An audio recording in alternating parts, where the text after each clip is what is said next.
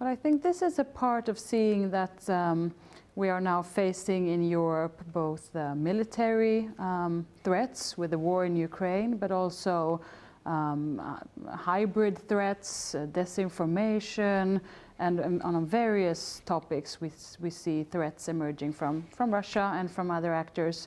And we need to be prepared for this. Sweden is investing heavily in our military as well as civil defense, more than well, the largest investment since the Cold War, basically.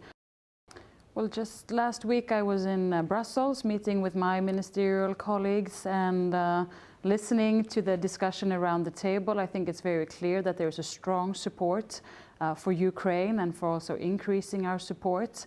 What I think is very good also is that we have a very strong Nordic-Baltic coalition here, that we are really at the forefront of the support for Ukraine.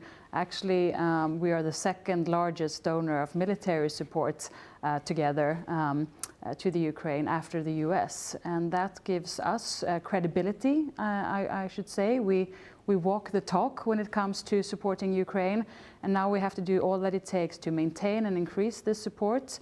It's of course about funding. One good example is the G7 arrangement on using the frozen Russian assets to make sure that also Russia needs to pay for the damage that it has done to Ukraine, but also to increase sanctions going forward. Sweden is pushing for increased sanctions on the shadow fleet and make sure that you cannot circumvent the sanctions.